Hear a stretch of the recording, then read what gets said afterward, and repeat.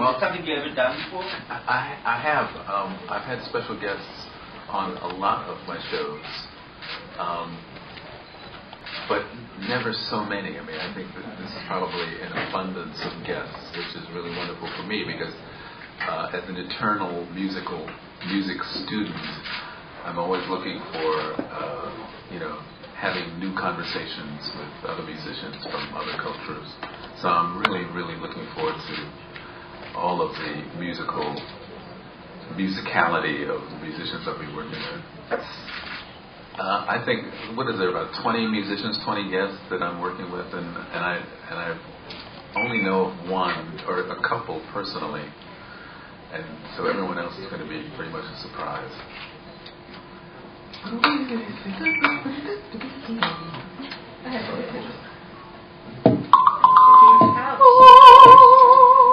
a good idea to have guests. I mean, if there were no planned guests, the audience is my guest, and so I invite the audience to participate with me. So there has always been special guests in that sense in every one of my shows, because I always consider the audience. Well, music is to be shared.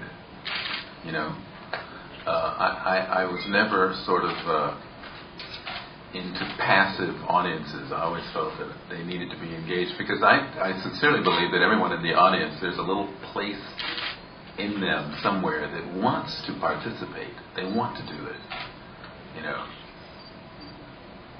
You prefer music with words or without words? Well, I sing mostly without. It's not a preference. It's just a matter of how well I sing without words. My technique is a lot more fluid, and I've just sort of, as an improviser, grown up that way, singing without words. Welcome to Israel. I have two questions. Okay. One of them is coming to Israel after 16 years after your last visit. Has it been 16? Yeah, that's what the PR lady told us. Yeah. Is there any special meaning for you coming to a place like Israel, playing these shows, which is not your everyday place of going around the world? And my other question is, which has nothing to do with the first one, is that if you still practice your vocals at home, I practice every day, but I don't. It's my practice to sing every day. Let me put it that way. Do you wake up in the morning and start practicing? Well, no, not right away. Sometimes, there was a period where the first thing that I did, before I would speak, I would sing. So before I would speak to anyone, I would make sure that I sang first, because I wanted everything that I did, every word that I spoke, to come from song. I mean, that was my idea a while back. There was a period where, for the first hour of the day, I wrote music. I mean, that was my discipline, was to write. The 23rd Psalm that I wrote came from that discipline. Getting up first thing in the morning and sitting down and writing things down. And the idea was to write it without the use of a piano or any instrument, because I wanted to strengthen my mind, and write everything by, just in my head. As far as returning to Israel, I mean, I bury my mind in my book, the Bible, every morning. That's the first thing that I do. First thing. I've been doing that for years and years and years and years. So I want to come back here to see the places and walk the places that I read about every day, because it's very important to my faith. So you will have time, besides the shows. Oh, yes, indeed. You will have time traveling in Israel. Yeah, to feed my spirit. But I'll, feed my spirit in Israel and feed my spirit by the guests that I'll be playing with. Feeding my spirit with the audience that is there at all the concerts. Feeding my spirit as I walk along the beach, as I take a walk. So I came here to feed my spirit. You seem very calm. I must say, going around the world could be a stressful thing, and after doing that for all these years. Is that something that is a part of you already, or you still have to keep a certain practicing to stay, focused and to stay calm all the time? I have to practice being focused. I have to do that every day. I wouldn't. I mean, this isn't the first thing that I would do. If I woke up, put on my clothes and come to a press conference, it's not the first thing. So I make sure that I get up early enough that I have at least an hour in the morning before I face the world,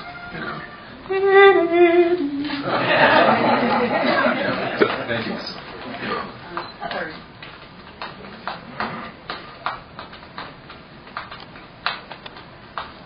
Good morning. Good morning. Iran has repeatedly said this country will disappear from the face of this earth. Uh-oh. What message have you got to your Israeli fans? Oh, Iranian. disappear, yeah. Seriously doubt that. I mean, how could it possibly? Because it will live eternally in the hearts and minds of Israel forever, It's impossible. Impossible. It's impossible. It's just impossible. Okay. Perry Como. Perry Como. How well, that's a name. Right. 14 weeks ago, you performed before President Barack Obama. I wish that I had more time. I wish that I think I had 15, 20, 25 minutes because there were other guests on the show too, so I didn't want to hoard the time. I would love to have sung an entire concert for him. I think he's a wonderful man. Maybe after he's reelected, I'll be invited to the White House and I can do a full evening and I can get the president to sing all kinds of songs with me. That would be wonderful. You bring vocal perfection to the listener and total devotion to your audience. Is your type and generation a dying breed? Total perfection and devotion? I certainly hope not. My goodness, no. No, I don't think so. No. It might seem like it at times. I mean, there's so many confusing things hitting one another. All these balls up in the air, we've become so busy and so crowded. I don't think that there'll ever be a generation when there isn't someone who is devoted to cultivating a loving mind. In fact, that's what is it? Is it an acronym when you take the first letters of a word and you make something out of it? Is that what it's called? Yeah. Cultivate a loving mind. CALM, calm. I mean, I'm always working on that. It's really different. When I was a kid, when I was a young musician, say at college, I was a college student. I was very, very curious. I would buy albums of artists I wasn't even aware of just because I liked their album cover. Or read the back liner notes, and then I would find something I thought was interesting, and I'd go ahead and buy that. But now there's such a glut of things that you have access to so many things, I don't even know where to begin. So I don't do much. Do you even have a chance to improvise on Hebrew? Improvise on Hebrew? I don't know the Hebrew language. Someone have to teach me some simple phrase to get started, and then maybe I could take off from there. But I've never improvised in Hebrew, maybe accidentally,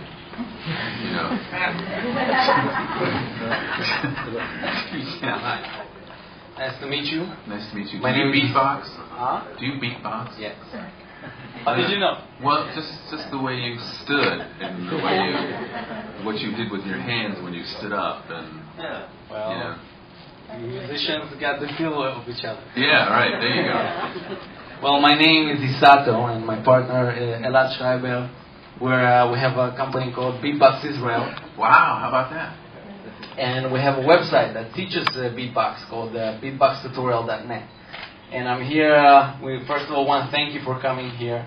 We're big fans of yours, and we wanted to have some of your advice for the beatbox community in Israel. I know your son, by the way. Oh, great. Yeah. Taylor is doing beatbox. Yeah. But what kind of advice you gave to your son of being a better beatboxer? He's never asked me for advice when it comes to beatboxing because he does it so well, and I've attempted. I can do some vocal percussion, which I do on my gigs. I wouldn't call it beatboxing because that seems to be a particular form and done and performed in a certain way, and I don't really have the skills.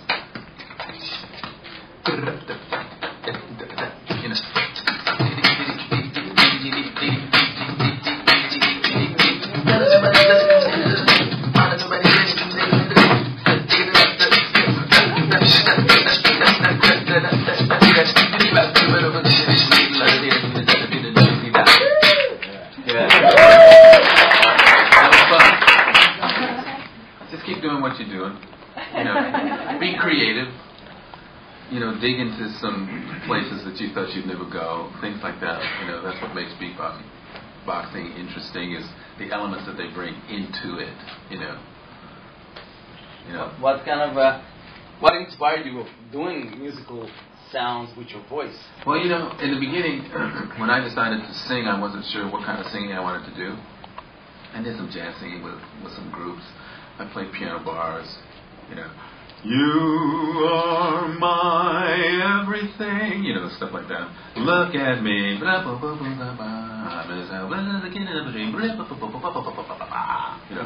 I did that kind of stuff. But then I was a pianist at the time and very much aware of Keith Jarrett's solo performances. And I thought, well, what would it be like for a singer to be on stage alone? What would he have to do? What would I have to do to sing on stage? What would my technique be, and what would it sound like? Because in the beginning I had no references. I'd never heard someone do solo voice, so I had to kind of figure that out on my own. So I took about 6 years, practiced every day for at least 2 hours a day for about 6 years. And then one day I called up my manager, Linda, and I said, you know that tour that we have booked in Europe?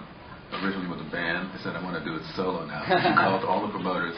Half of them canceled my gigs. And the other half said, well, that sounds kind of interesting, you know. So, and that was what, 1982, 1983, Linda, something like that? Something like that, right?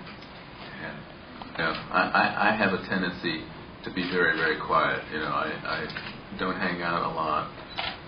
Well, after gigs, my first thought is getting back to my room and soaking in a nice warm tub and going to sleep. You know, I like to stay quiet inside because if I'm quiet, I can hear things better. I can hear people better. I can hear music better. I can hear my heart better. So that was the thing that attracted me to the monastic order. It's the quietness of it. You know. So how is it actually going to work during the performances in Israel? Are you going to get together with each artist and do some rehearsal, or it's going to be totally improvised during the show? It's a little bit of both. What the rehearsing is just simply a matter of greeting one another musically, having some kind of a musical conversation so that I can hear what each person sounds like, what their sort of like vibration is. And I'm going to attempt to try something a little bit different by having the soloists or the guests on stage, and as I improvise my way through different music, if at any point, and when, not if, but when at some point I feel that what I'm doing can be enhanced by a particular soloist, then I'll invite that person or persons to join me so that we would actually be an ensemble of some sort, which is created just simply by their presence, having no idea what anyone sounds like, but finding a way to make us all connect in some kind of way. Now, I usually don't do it that way. I usually improvise, you know, then I invite a guest to come out, and we play some things together, and then I do some more solo improvisation, and then I invite a guest to come out. So the idea of having everyone on stage at the same time. Now, I haven't tried this out, so I don't really know how it's going to work, which is also fascinating to me. You know, not knowing how things are going to work is really wonderful. I mean, I like being here. That's okay for me. You know, mystery is wonderful. I love mystery. So we'll see how that works. I might walk off stage at the end of the day and say, no, it's not quite right, or I might walk up and say, oh, that was really interesting, let's do it again. Or I might walk off on stage and say, oh, wow, you know, let's do this, let's just keep doing it because it's so magnificent, you know, so we'll see. Our goal is to change people's hearts, to give them some positive energy, to give them hope, to bring encouragement to people, to bring joy to people. That seems to be my job. That's what I hold precious. Oh, where does music come from? Well, I believe it certainly comes from the soul. You know, I sincerely believe that it does come from our innermost, uttermost selves. You know, it should. You know, if it doesn't come from that place, then you're not a genuine musician. You know, it must come from the heart and the deepest part of yourself, or you're not a genuine musician as far as I'm concerned. You're just after fame or celebrity or something else, something superficial. When people say Bobby Mcferrin, most people think, don't worry, be happy. WB. What's your take about it? Depends on my mood. I don't sing the song. The last time I sang it through, because I'm always stumped on the words. It's funny, I wrote the song, but I forget the lyrics. You repress the lyrics. No. I usually end up just singing the chorus with the audience. You know, and then I might sing a verse, but but I haven't sung the whole thing through in years, 20 years or more. And it depends, you know, if the person who approaches me says, "Oh, you're the don't worry, be happy guy." And on one hand, it's funny, I experienced a couple of things. One is, I'm disappointed that that's all they know about me. And then the other hand, at the same time, I think, I can't believe that people know that tune in this corner of the world, or they'll bring me stories and say, that song really helped me get through a very trying time in my life, you know, things like that. So the song has done some really good things, you know, and I appreciate that. The only thing that might bug me is that, you know, the questions like this, they'll ask, are you still working?